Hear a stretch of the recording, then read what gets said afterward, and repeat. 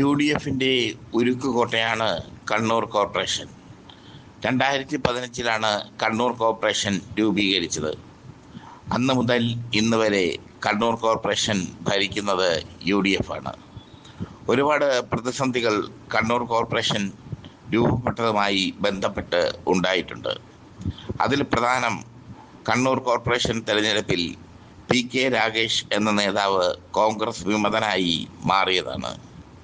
PK Ragesh Congress വിമതനായപ്പോൾ CPM support ചെയ്തെങ്കിലും കണ്ണൂർ ഭരിക്കുന്നത് കോൺഗ്രസ് തന്നെ.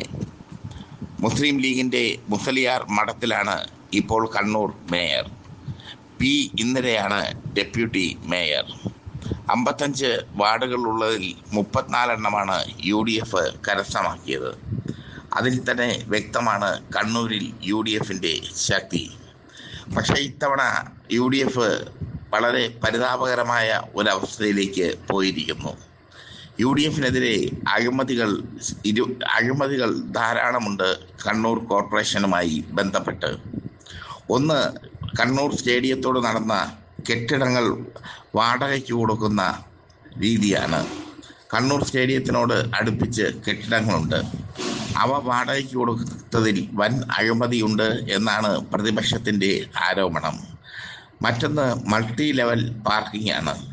മൾട്ടി ലെവൽ പാർക്കിങ്ങിനായി കണ്ണൂർ കോർപ്പറേഷൻ ചിലവാക്കിയത് 10 കോടി രൂപയാണ്. പക്ഷേ മൾട്ടി ലെവൽ പാർക്കിങ്ങിൽ ഒരു വാഹനം പോലും പാർക്ക് ചെയ്യാൻ പറ്റാത്ത സ്ഥിതിവിശേഷമാണ്.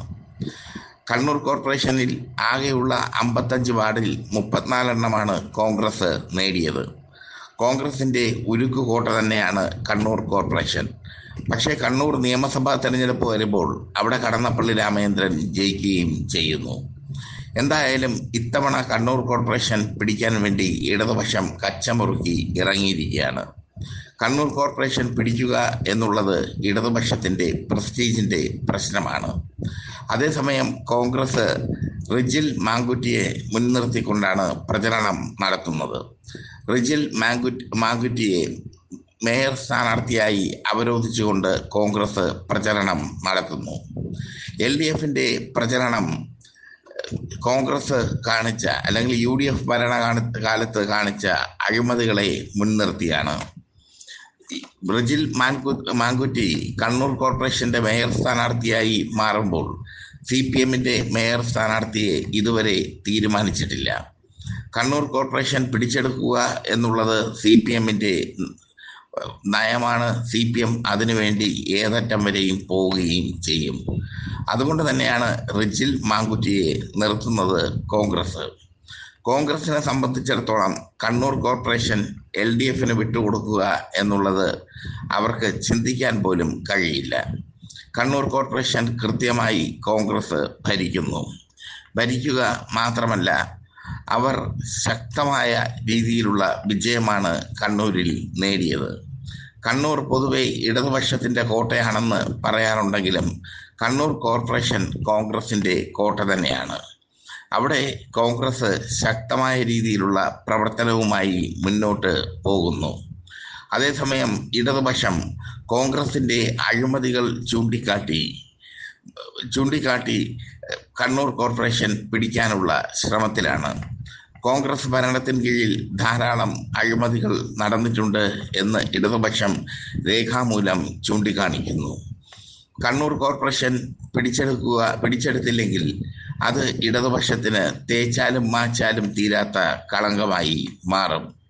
കണ്ണൂർ പോലെ ചുവന്ന കോട്ടയിൽ കണ്ണൂർ കോർപ്പറേഷനിൽ ത്രിവർണ്ണ പതാക പാറി നടക്കുന്നത് ഇടതുപക്ഷത്തെ സംബന്ധിച്ചിടത്തോളം ഒട്ടും അഭികാമ്യമല്ല.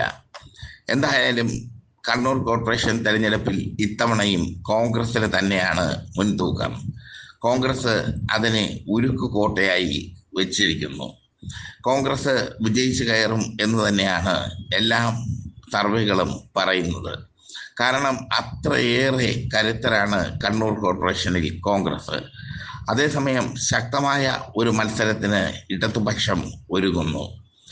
ഇതാണ് കണ്ണൂർ കോർപ്പറേഷനിലെ സ്ഥിതിവിശേഷം. റിജിൽ മാങ്കുറ്റിയെ കണ്ണൂർ മേയറായി അവരോധിച്ചുകൊണ്ട് UDF പ്രവർത്തനം നടത്തുമ്പോൾ മറുവശത്ത് മേയർ സ്ഥാനാർത്ഥിയെ ഇതുവരെയും കണ്ടെത്തിയിട്ടില്ല എന്നുള്ളതും ശ്രദ്ധേയം. എന്തായാലും കണ്ണൂരിൽ പോരാട്ടം പൊടിപൊടിക്കുന്നു.